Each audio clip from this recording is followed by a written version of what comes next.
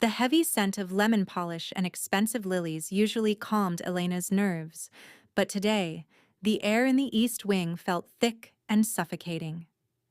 She moved mechanically, her yellow rubber gloves squeaking against the mahogany sideboards of the Sterling manor. Mrs. Sterling, a woman whose face seemed carved from the same cold marble as her foyer, stood by the window, watching the rain lash against the glass. "Careful with the dust, Elena," the older woman remarked without turning around. "That portrait was only unveiled this morning. It represents the last of the true Sterling bloodline. My son deserved a tribute fitting for a king." Elena nodded absently, moving her cloth toward the massive gold leaf frame that dominated the far wall. She hadn't looked at it yet. The late master was a ghost in this house, a tragic figure who had supposedly perished in a private plane crash 5 years ago, leaving his mother to rule the estate with an iron fist. Elena reached up to wipe a smudge from the bottom of the frame, her eyes finally drifting upward to the canvas. The world didn't just stop. It shattered. The cloth slipped from her hand, fluttering to the polished floor like a dying bird. Elena's breath hitched, a jagged, tearing sound in the quiet room. Her knees turned to water, and she had to grab the edge of a velvet chair to keep from collapsing. It wasn't just a resemblance. It was him. The sharp, arrogant curve of the brow, the deep-set eyes that used to soften only when looking at her, and the jagged scar just below the hairline that he'd told her he got in a childhood accident. Even the way he wore his suit, with a slight, rebellious looseness, was exactly how he had looked the last night she saw him. "Mark?" she whispered, the name a ghost on her lips. "What did you say?" Mrs. Sterling turned, her pearls clicking as she narrowed her eyes. "His name was Julian. Do not presume to speak of him so familiarly." But Elena wasn't listening. A hot, violent wave of grief and realization crashed over her. This man, this billionaire, this Julian Sterling, was the same Mark who had lived in a tiny studio apartment with her for 6 months. He was the man who had promised to marry her, the man who had held her hand when she felt the first kicks of their child, and the man who had walked out the door for a business trip and never came back. "This is impossible," Elena sobbed, her voice rising into a sharp, hysterical edge. Tears blurred her vision, hot and stinging. She pointed a trembling yellow finger at the face in the painting. "Ma'am, why is my child's father in your portrait?" Mrs. Sterling stiffened, her face turning a ghostly shade of gray. "You are delusional. You are a maid. My son was a titan of industry. He would never have looked at someone like you." "I don't care about your industry," Elena screamed, the dam finally breaking. "I have a 5-year-old boy at home who asks every single night why his daddy isn't coming home. I have a son who has this exact same nose, these exact same eyes. I spent years mourning a man named Mark, thinking he was dead in a ditch somewhere because he was too poor to have an ID." She stepped closer to the painting, her chest heaving. The man in the oil painting looked back at her with a cold, silent stare that felt like a second betrayal. "You called him a king," Elena said, her voice dropping to a dangerous, tear-choked whisper. "But to me, he was just the man who left me to raise his son in a basement while he lived this lie. I want the truth, Mrs. Sterling. I want to know why my son is a Sterling, and why you've been hiding his father behind a frame." Mrs. Sterling didn't move, but the sudden tremor in her hands gave her away. The silence in the room was no longer quiet. It was the sound of a secret finally screaming to be heard. The portrait's eyes seemed to follow Elena, but they weren't the eyes she remembered. The man on the canvas looked like a cold predator, a titan of industry wrapped in a $1,000 silk suit. But as Elena stared at the oil-painted face, her mind drifted back 6 years to a rainy Tuesday in a cramped laundromat. Back then, he hadn't been Julian Sterling, the heir to a global empire. To her, he was just Mark, a man with grease under his fingernails and a smile that made the fluorescent lights feel like sunshine. He had told her he was a mechanic, a runaway from a broken home trying to make it in the city. They had spent their first date sharing a single burger on a park bench, laughing because he forgot his wallet. He was charming, humble, and fiercely protective. He didn't have a private jet. He had a beat-up motorcycle that rattled the windows of their neighborhood. He didn't have a mansion. He had a studio apartment where the heater clicked all night, and the only art on the walls was a calendar from the local deli. Elena remembered the way he would come home smelling of gasoline and cheap coffee, lifting her off her feet as if she were the most precious thing he had ever found. He was a man of simple tastes who loved burnt toast and old jazz records. There was no trace of the sterling arrogance in the way he tucked her hair behind her ear, or promised her that one day they wouldn't have to count pennies for the bus. He had been so convincing in his role as a common man that she never once suspected the blood of billionaires ran through his veins. When she told him she was pregnant, he hadn't looked terrified. He had looked relieved, as if a child was the anchor he had been searching for. He spent weeks sanding down a second-hand crib he found on the curb, humming tunes while he worked. He was a man building a life, not a man planning an escape. He spoke of a future where they moved to a small house with a yard, far away from the noise of the past. She realized now that the noise he was running from was the very woman standing across from her in this gilded room. The Julian in the painting was a lie, but the Mark she loved had been a different kind of lie. He had hidden his name, his wealth, and his family, trading it all for a few months of anonymity in her arms. He had chosen to be a mechanic because it was the opposite of being a sterling. But then came that final morning. He kissed her forehead, told her he had a lead on a high-paying job in the next state, and walked out with nothing but a duffel bag. Elena looked back at Mrs. Sterling, whose face remained a mask of porcelain. The older woman didn't know the man who liked his coffee black with 3 sugars.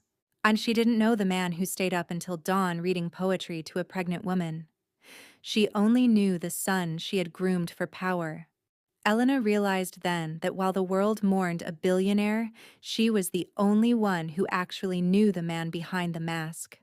And the only one who knew that the late master had left behind a legacy that couldn't be captured in oil and gold. Mrs. Sterling finally broke the silence, her voice dropping to a temperature that could freeze a summer morning. She didn't look at Elena. Instead, she walked slowly toward a small, ornate desk in the corner of the room, her movements fluid and rehearsed. "You are overstepping, Elena," she said, her tone as sharp as a razor. "You've worked here for years, and I've found you to be a quiet, diligent girl. But grief can play tricks on a lonely mind. To suggest that my Julian, a man of his stature, would spend his time in a basement apartment playing house with a maid is not just an insult. It's a fantasy." Elena wiped her eyes with the back of her yellow glove, her voice shaking but defiant.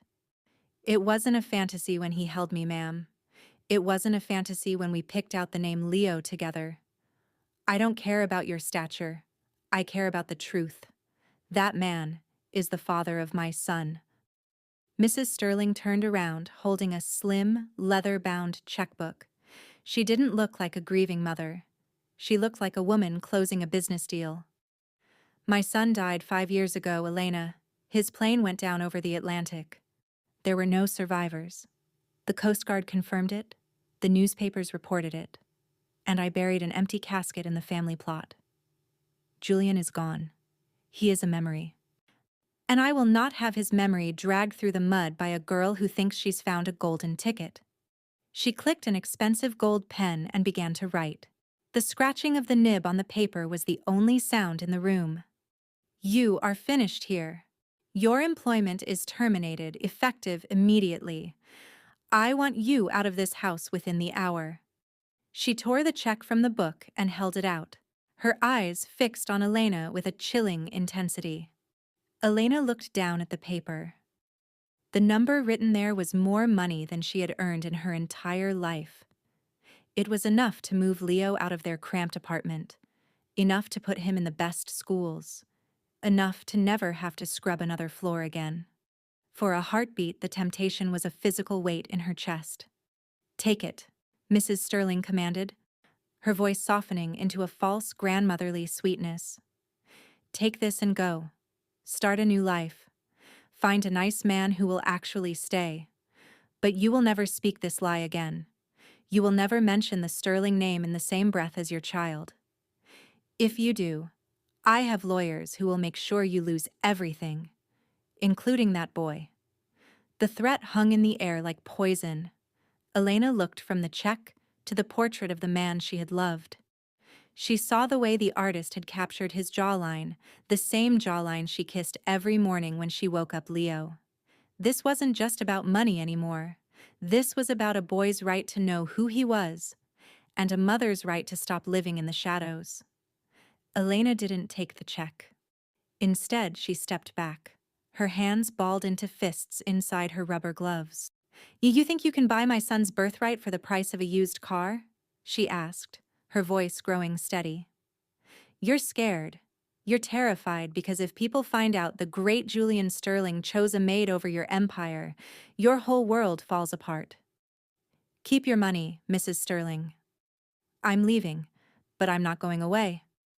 As Elena turned to walk out of the grand hall, her heart was hammering against her ribs. She had no job, no money, and a powerful enemy. But as she passed the portrait one last time, she didn't see a billionaire. She saw a map, and she knew exactly where she had to go next. Elena didn't head for the front door. Instead, she retreated into the back hallways she knew so well, the narrow arteries of the house where the servants moved like shadows. Her heart was a drum in her chest, echoing the rhythm of her panic and her resolve. Mrs. Sterling thought she had purged every trace of the real Julian, but a house this old had a way of holding on to secrets in its dusty corners. She made her way to the service stairs, climbing toward the attic. It was a place she was rarely assigned to clean, a vast graveyard of forgotten furniture and trunks smelling of cedar and mothballs. If Julian had ever kept a piece of his real life, the life he shared with her, it wouldn't be in the grand suites downstairs. It would be here, tucked away like a shameful mistake. The attic was dim, the air heavy with the weight of decades. Elena moved past stacks of paintings wrapped in plastic and crates of silver that hadn't seen the light in years. She pushed toward a corner labeled with Julian's initials. There, sitting atop a stack of leather-bound ledgers, was a small, battered wooden box. It didn't belong with the velvet and gold of the Sterling estate. It looked like something a man would keep in a small apartment. With trembling hands, Elena pried the lid open. Inside were a few scraps of paper, old receipts for motorcycle parts, a dried wildflower, and a single, tarnished silver locket. Her breath caught. She recognized that locket. She had bought it for Mark at a street fair during their 3rd month together, laughing because it was cheap and girly. But he had insisted on wearing it under his shirt every day. She clicked the tiny latch. Inside, protected by a thin layer of glass, was a grainy, candid photograph. It wasn't the polished billionaire from the portrait downstairs.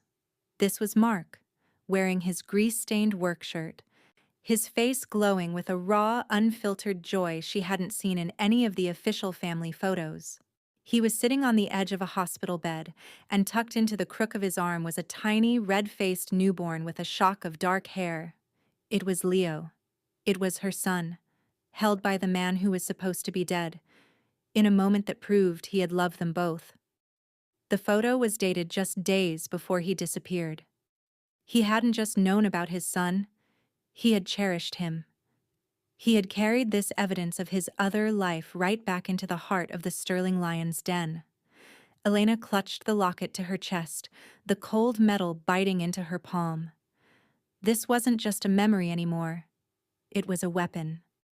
It was the proof that Mrs. Sterling's perfect son had a secret family, and that the heir to the entire Sterling fortune wasn't some distant cousin or a corporate board, but a little boy living in a basement who still cried for his dad. A floorboard creaked behind her. Elena spun around, shoving the locket into her pocket as a shadow stretched across the dusty floor. The attic felt smaller now, and the silence was no longer empty. It was waiting. The air in the attic suddenly felt 10 degrees colder, the kind of chill that didn't come from a drafty window but from the prickling sensation of eyes on the back of your neck. Elena stood frozen, her hand still resting on the pocket where the locket was hidden. The creak she had heard wasn't the settling of an old house, it was the deliberate, heavy footfall of someone who didn't want to be found. She turned slowly, her heart hammering a frantic rhythm against her ribs. Between the stacks of mothballed winter coats and the crates of silver, a shadow moved. It was tall, broad-shouldered, and vanished behind a wardrobe before she could catch a glimpse of a face. "Who's there?"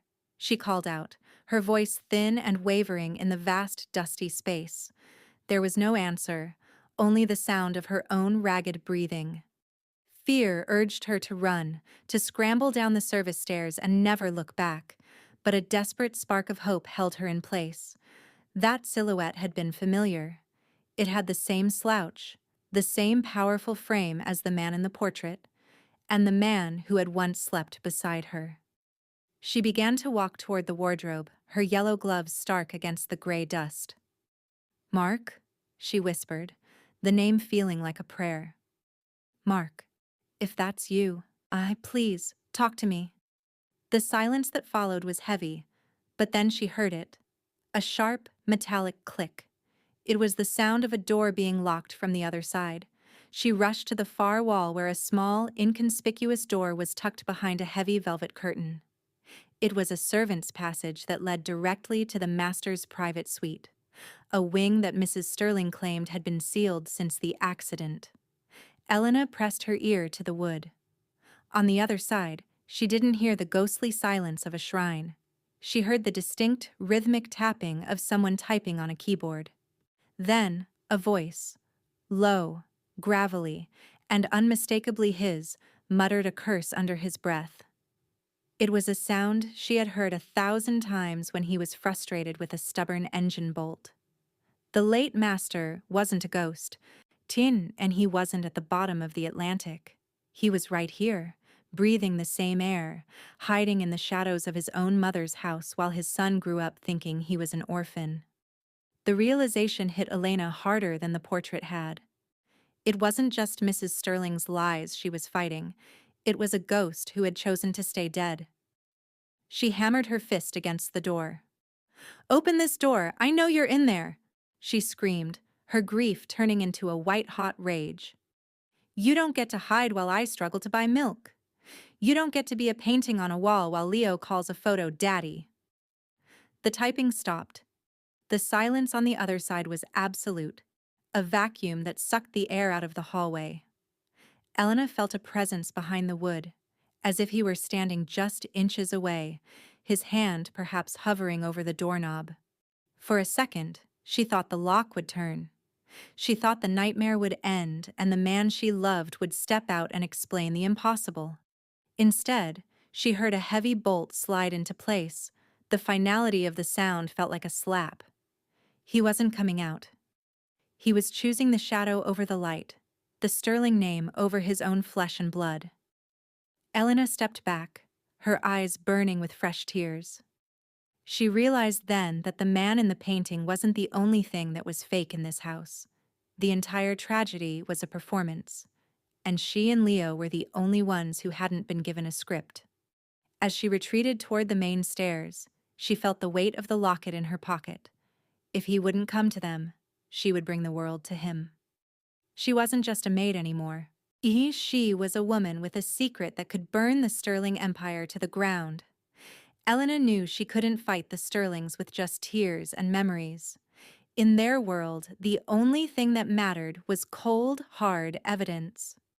She spent her last few dollars on a bus ride to a dusty office on the edge of town, where a lawyer named Marcus Vance was known for taking cases the big firms wouldn't touch.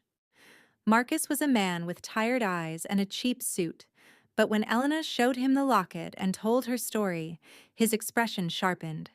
He told her that a photo was a start, but a DNA test was a finish line. The problem was getting the sample. Elena had been fired, her access to the manor officially revoked, but Mrs. Sterling had underestimated how well a maid knows the house she scrubs. Elena knew the schedule of the night watchman and which window in the conservatory had a latch that didn't quite catch. Under the cover of a moonless night, she slipped back onto the estate, her heart drumming against her ribs like a trapped bird.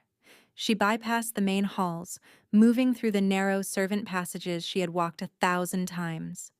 The air in the sealed wing felt stale, smelling of old paper and the faint, lingering scent of the expensive sandalwood cologne Mark, or Julian, had started wearing toward the end. Her target was the master suite, the place where she had heard the typing and the heavy bolt slide home. The door was locked, but Elena didn't need to get inside the main room. She knew about the shared dressing area between the study and the bedroom. Creeping through a narrow maintenance closet, she pushed aside a panel and squeezed into the darkened dressing room. Her flashlight beam cut through the gloom, landing on a vanity made of dark polished wood. There, sitting next to a silver tray, was a heavy boar bristle hairbrush. Her hands shook as she pulled a small plastic bag from her pocket. She could hear the low murmur of a television in the next room. He was right there, just feet away, a living man who had chosen to be a ghost. She carefully plucked several dark, coarse hairs from the bristles, the follicles still intact. It was a tiny prize, but it felt as heavy as a mountain. Just as she sealed the bag, she heard the heavy thud of footsteps approaching the dressing room door. Elena dived into the shadows of the walk-in closet, burying herself behind a row of stiff, expensive suits. The door creaked open, and the light flickered on. Through the crack in the closet door, she saw a pair of polished leather shoes. She held her breath until her lungs burned, praying her heartbeat wasn't loud enough to give her away. The man stayed for what felt like an eternity, the silence punctuated only by the sound of a heavy sigh that sounded far too much like the man she used to love. Finally, the light clicked off, and the footsteps receded. Elena didn't wait. She scrambled back through the panel, through the conservatory, and out into the night air. She didn't stop running until she reached the bus stop 3 miles away. The next morning, she stood in Marcus Vance's office and handed him the bag.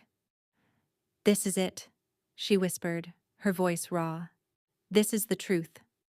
Marcus nodded, sealing the sample in a courier envelope destined for a private lab. He told her it would take 48 hours to get the results. For Elena, those 48 hours felt like a lifetime. She went home and held Leo a little tighter that night, knowing that by the end of the week, the world would finally have to acknowledge who his father really was. The following morning, the sun felt too bright, a cruel contrast to the dread pooling in Elena's stomach. She was sitting at her small kitchen table, watching Leo play with a set of plastic blocks, when a heavy, rhythmic pounding echoed through the thin apartment door. It wasn't the polite knock of a neighbor. It was the sound of authority, cold and unyielding. When Elena opened the door, she found Mrs. Sterling standing in the hallway, flanked by 2 men in dark, identical suits, and a woman carrying a leather briefcase. The grandmotherly mask was gone. Mrs. Sterling looked like a general arriving to survey a battlefield. Behind them, a black town car sat idling at the curb, its tinted windows reflecting the gray pavement of the neighborhood. "I gave you a choice, Elena," Mrs. Sterling said, her voice echoing in the cramped hallway. "I offered you a way out with dignity. Instead, you broke into my home like a common thief. Did you really think my security wouldn't see you on the cameras? Did you think I wouldn't notice a hairbrush out of place?" Elena's hand flew to her pocket, where the receipt for the DNA lab was hidden. "I took what belonged to my son," she snapped, trying to keep her voice steady for Leo's sake. "The truth isn't a crime." "The truth is whatever I say it is," Mrs. Sterling replied, stepping into the apartment without an invitation. The woman with the briefcase stepped forward. "This is a representative from Child Protective Services. We filed an emergency petition. A single mother with no income, living in a basement, who has recently been fired for theft and is clearly suffering from a delusional break regarding a prominent public figure. You are a danger to that child. Elena felt the blood drain from her face. You can't do this. He's my son. He is a Sterling, the older woman hissed, her eyes darting to Leo, who had stopped playing and was staring at the strangers with wide, frightened eyes. And he is living in squalor. I have already secured a temporary custody order based on your erratic behavior at the manor. He will come with me to the estate where he will be properly cared for while you receive the mental help you clearly need. The woman with the briefcase moved toward Leo, reaching out a hand. Come on, sweetie, let's go for a ride in the nice car. No. Elena lunged forward, shielding Leo with her body. The two men in suits moved instantly, grabbing Elena by the arms. She struggled, kicking and screaming, but their grip was like iron. Leo, run! Go to Mrs. Miller next door. But Leo was frozen in terror, his small hands clutching Elena's shirt. One of the men pried the boy away, lifting him off the ground. Leo began to wail, a high-pitched, heartbroken sound that tore through Elena's soul. Mrs. Sterling watched the scene with a terrifying lack of emotion, as if she were merely moving a piece of furniture from one room to another. This is kidnapping, Elena shrieked, her voice breaking. Everyone will know what you're doing. No one listens to a maid, Elena, Mrs. Sterling said, as she turned toward the door. They listen to the woman who signs the checks. You should have taken the money. Now, you'll have nothing. As the door slammed shut and the sound of the town car faded into the distance, Elena collapsed onto the floor. The apartment was deafeningly silent, except for the sound of her own gasping sobs. Mrs. Sterling had played her final card, thinking she had won. But she had forgotten one thing. A mother with nothing left to lose is the most dangerous person on earth. Elena wiped her face, her eyes turning from grief to a cold, hard flame. She didn't need the DNA results anymore. She needed to burn the house down, metaphorically or otherwise. Elena didn't wait for a lawyer or a police officer who would likely be on the Sterling payroll. She drove her rusted sedan back to the manor, the engine screaming as she tore through the iron gates before the security guard could even stand up. She didn't care about the cameras or the threats of arrest. Her son was inside that mausoleum of a house, and she was going to get him back or die trying. She burst through the heavy oak front doors, her boots thundering across the marble floor. Mrs. Sterling, bring me my son, she screamed, her voice echoing off the high, vaulted ceilings. Mrs. Sterling appeared at the top of the grand staircase, looking down at Elena with a mixture of boredom and disgust. Leo was nowhere to be seen. I told you, Elena, you are unwell. Security is on their way to escort you to a psychiatric facility. Why, it's for your own good. I have the DNA results coming in an hour, Elena lied, her voice shaking with rage. I have the locket. I have the proof that your son lived a double life because he couldn't stand the one you built for him. My son is dead, Mrs. Sterling shouted back, her composure finally cracking. He died a hero of this family. He is a memory, and I will not let you stain it with your common filth. Is that what you tell yourself, Mother? The voice didn't come from Elena or the older woman. It came from the shadows of the hallway leading to the sealed wing. The heavy footsteps were slow and deliberate, clicking against the stone floor. Elena froze, her breath hitching in her throat. A man stepped into the light of the grand chandelier. He wasn't wearing the stiff, formal suit from the portrait. He wore a simple black sweater and jeans, his hair slightly messy, his face lined with a weariness that a painting could never capture. He looked exactly like the man who used to fix motorcycles and buy Elena cheap carnations from the grocery store. Mrs. Sterling let out a strangled gasp, her hand flying to her throat. Julian? You were supposed to stay in the wing. We agreed, for your safety. Julian ignored her, his eyes fixed entirely on Elena. For a moment, The years of silence and betrayal seemed to vanish. "Mark," Elena whispered, the name a broken plea. "I'm sorry, Elena," he said, his voice deep and rough. He stepped toward her but stopped when he saw the fear and fury in her eyes. "My mother told me it was the only way. There were people, business rivals, hidden creditors, who were going to hurt anyone close to me to get to the sterling fortune. I thought if I died, if I disappeared and became Mark, I could protect you. But they found me. I had to come back here and hide in the dark to keep the target off your back." "You let me believe you were dead," Elena said, her voice dropping to a dangerous, icy level. "You let me raise our son in a basement while you sat up here in your ivory tower watching TV? You let her take him from me today."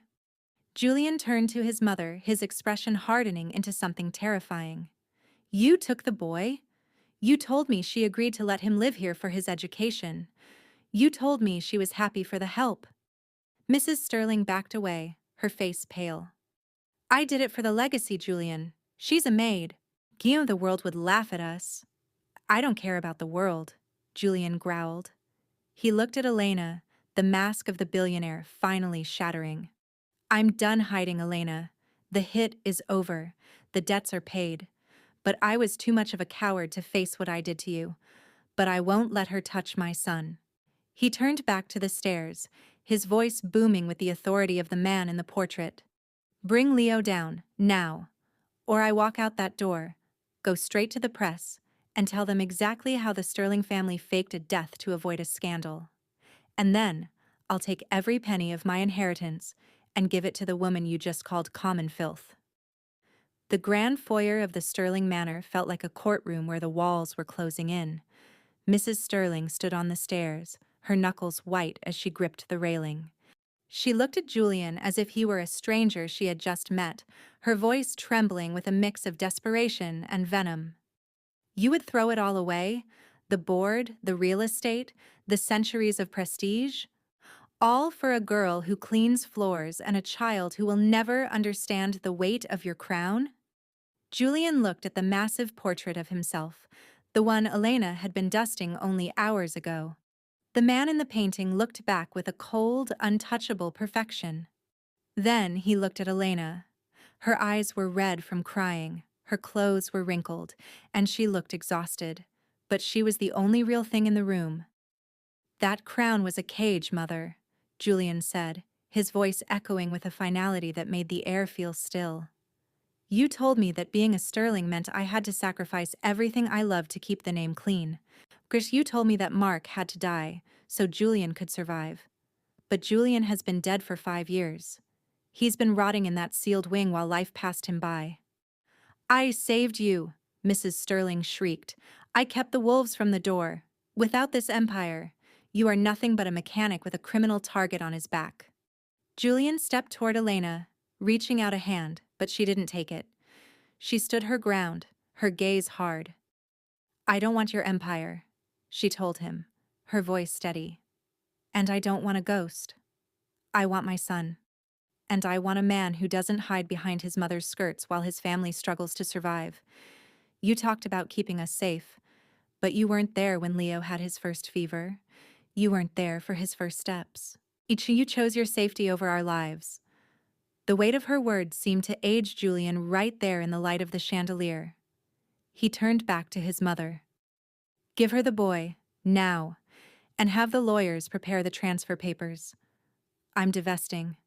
Every share, every property, every cent that has your name attached to it. I'm taking the trust my father left me, the part you couldn't touch. And I'm leaving." "You'll be a pauper compared to what you are now," Mrs. Sterling cried, her face twisted in a mask of horror. "You'll be a nobody." "I'd rather be a nobody who can walk his son to the park than a master who has to hide in an attic," Julian replied. He looked at the butler who was standing frozen in the shadows of the dining room. "Bring Leo to his mother. That is the last order I will ever give in this house." A moment later, the sound of small running feet thudded on the upstairs carpet. Leo appeared at the top of the stairs, his face tear-streaked and confused. When he saw Elena, he let out a sob of relief. "Mommy!" Elena rushed up the stairs, pushing past Mrs. Sterling without a second glance, and scooped her son into her arms. She held him so tight she could feel his heart racing against her own. As she stood there, clutching the only thing that mattered, Julian walked up the steps to join them. He didn't try to touch them yet. He knew he hadn't earned that right. He looked at the woman who had fought for their son and the boy who carried his face. For the first time in his life, the late master looked truly alive. He turned his back on his mother, who sat slumped on the stairs like a discarded doll, and looked toward the front door. "Let's go home," he whispered. Elena looked at him, searching his face for the man she used to know. "We're going to my home," she corrected him, her voice firm. "You have a lot of explaining to do before you're invited inside." Julian nodded, a small, sad smile touching his lips. "I have all the time in the world." The heavy iron gates of the Sterling estate creaked shut behind Elena's car, and for the first time in years the sound didn't feel like a threat. In the rearview mirror, the sprawling limestone mansion looked less like a palace and more like a tomb. Leo sat in the back, happily humming to himself and clutching a new stuffed dinosaur, blissfully unaware of the war that had just been fought over his name. In the months that followed, the world tried to pull Elena back into the Sterling drama. The lawyers arrived first, offering gold-plated apologies and non-disclosure agreements. Then came Julian, standing on her doorstep with expensive flowers and the same haunted look in his eyes. He talked about starting over, about the three of them becoming a family in a new villa far away from his mother's reach. But Elena had spent too long scrubbing floors and living in fear to ever let someone else hold the keys to her life again. She didn't want to be a billionaire's secret or a trophy wife tucked away in a gated community. She refused to be a mistress, and she was done being a maid. Through a fierce legal battle led by Marcus Vance, Elena secured a settlement that wasn't a bribe for her silence, but a recognition of Leo's birthright. It was enough to ensure that Leo would never have to worry about a tuition bill or a roof over his head, but more importantly, and it was enough to buy Elena her freedom. She didn't buy a mansion. Instead, she bought a sun-drenched cottage on the coast with a small garden and a porch that faced the sunrise. She opened a small boutique floral shop, a place where the air smelled of eucalyptus and fresh roses rather than bleach and lemon polish. It was a business she owned, built with her own vision and her own hands. Julian visited often, though always on Elena's terms. He had traded his suits for flannel shirts and spent his weekends teaching Leo how to ride a bike on the quiet suburban streets. He was working to rebuild himself, piece by piece, as the man he had pretended to be when they first met. Elena watched them from the window of her shop, seeing the way Leo's laughter mirrored his father's. She let Julian back into Leo's life, and slowly, high into her own circle of trust, but she never moved back into his world. She had worked too hard to build her own. One evening, after the shop had closed, Elena sat on her porch, watching the fireflies dance in the tall grass. There were no portraits of titans on her walls, only framed photos of Leo's messy finger paintings and snapshots of their trips to the beach. She looked at her hands, no longer hidden by yellow rubber gloves, no longer cracked from harsh chemicals. She was no longer defined by the man who left or the woman who tried to break her. She was the architect of her own legacy. As the stars began to poke through the twilight, Elena took a deep breath of the salt air and smiled. For the first time in her life, she wasn't just surviving in someone else's house. She was finally home.